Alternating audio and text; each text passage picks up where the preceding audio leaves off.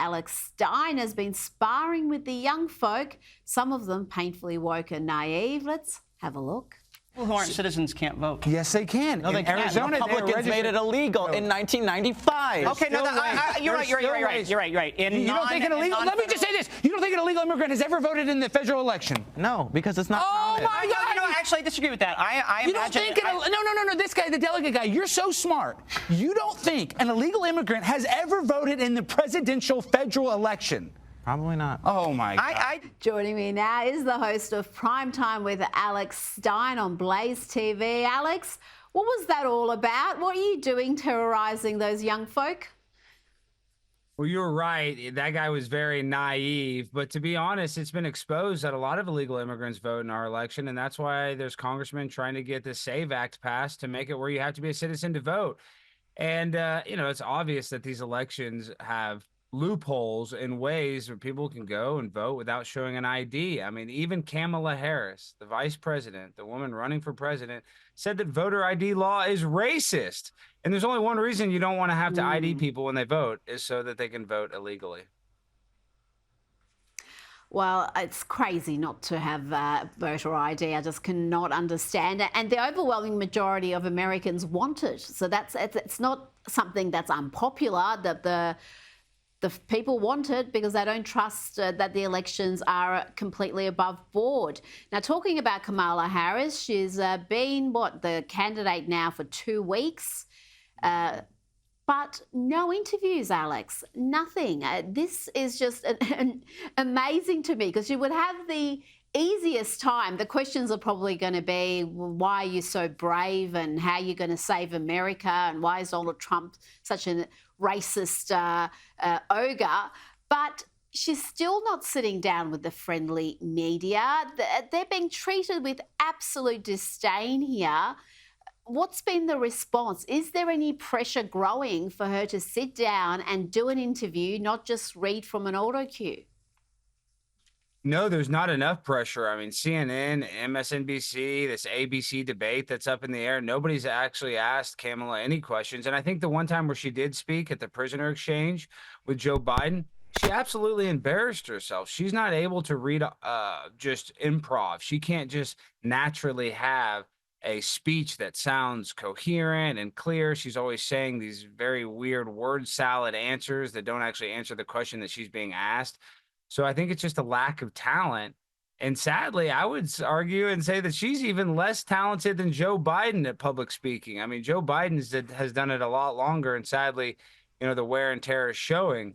But Kamala Harris is not only untalented, she's for lack of a better word, she's dumb. And that's coming from a dumb guy myself. So I'm allowed to say that. I know a lot of viewers are going to get mad, but Kamala Harris is not a rocket scientist, as we say here in the United States.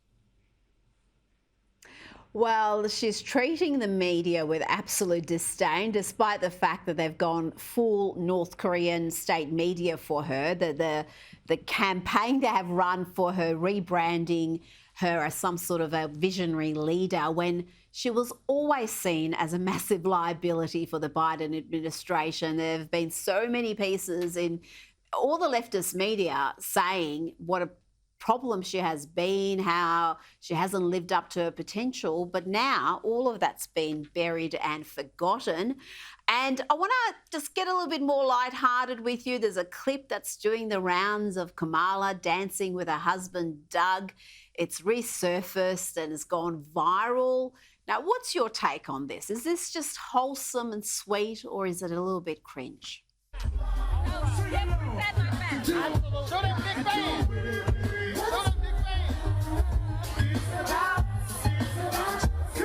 What do you think, Alex? It's kind of endearing. I know it's not,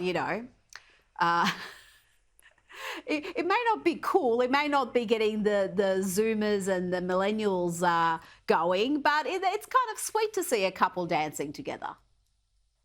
Well, I love to cut a rug, and I actually like that video because now we don't need to do a DNA test. We can tell that Kamala is Indian. I think it's pretty obvious by her dance moves that she probably leans more Indian than African-American. But, on a serious note, I do kind of like it. But, Kamala's problem is not that she acts like an elitist. She was on Vogue with just regular Chuck Taylor tennis shoes.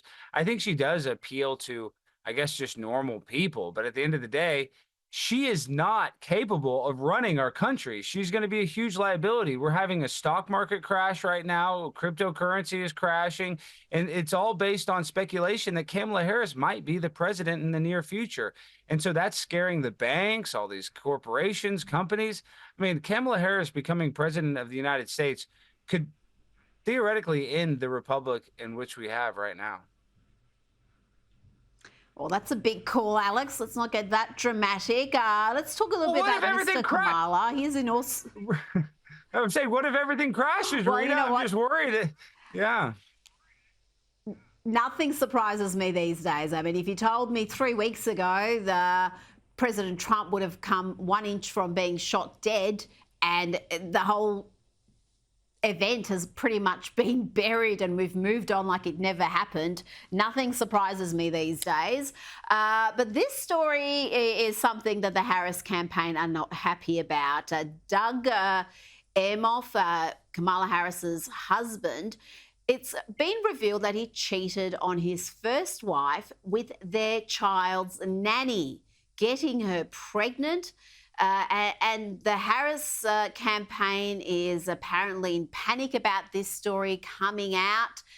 Is this going to impact the honeymoon run she's had, or is this just going to create more sympathy? Because at the end of the day, this isn't her fault. It's her husband's sins. Surely no one would be judging Kamala for what her husband did with his first wife. Well, nobody in America is really going to care that he cheated on his first wife, sadly. You know, morals are not the most important things to these voters these days. But, you know, I think what this does tell us is why Doug Emhoff's daughter is so disturbed. I mean, you look at her TikToks and her tweets, she looks like a crazy person. And when you compare her to Barron Trump, who is, you know, I guess top of his class, you know, well-respected, kind of shows you that, you know, maybe Doug Emhoff is not as good a dad as he tries to portray himself as. Well, getting the nanny pregnant is probably not the best thing you can do as a loving husband and father. Now, let's talk about more consequential issues. 2 prominent black women who are backing Kamala Harris were caught on a Zoom call slinging racial slurs and using expletives against white voters, particularly white women. Let's have a look. And we sitting there talking about the white women, forget the white women. They're going to do what they white men tell them to do. That's what they tell themselves. Now, these comments were made by Cora Masters, Barry and Melanie Campbell. Now, they've visited the White House more than 50 times combined during the Biden administration. The clip's from 2021, but I think that says plenty. There's not much unity in that clip.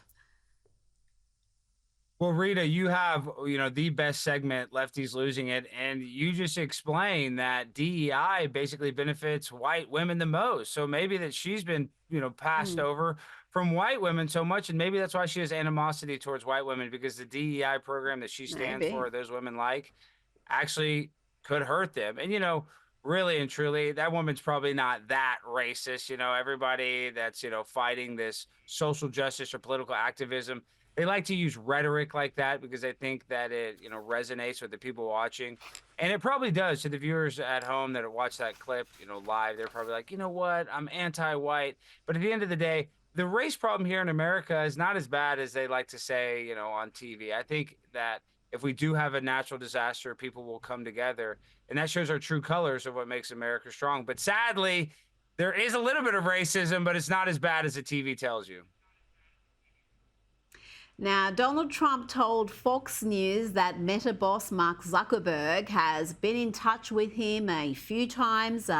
He's called him since that near assassination, and he's expressed his admiration for him. But Alex, I'm not trusting Mark Zuckerberg, because you only have to look at Facebook and Instagram to see how it leans left, how they suppress speech, how they mark things and put fact checks on things that don't need fact checks, and how they promote things that are obviously not true. What's your take? Is Mark Zuckerberg really just going to play it straight this election? Because last time around, he donated around $400 million of his own money to fortify the election. Well, even more important than the money that he donated was just the censorship that he did on Facebook. And if he agrees to not do that this election, I think it'll be a much different outcome. But at the end of the day, you know, Mark Zuckerberg's coming around. Now that he's a UFC fighter, his testosterone levels are up. So maybe Mark Zuckerberg is MAGA now. No, I don't think so. I'm not buying it, Alex Stein. Thank you so much for your time this evening. Thank you, Rita. Always a pleasure.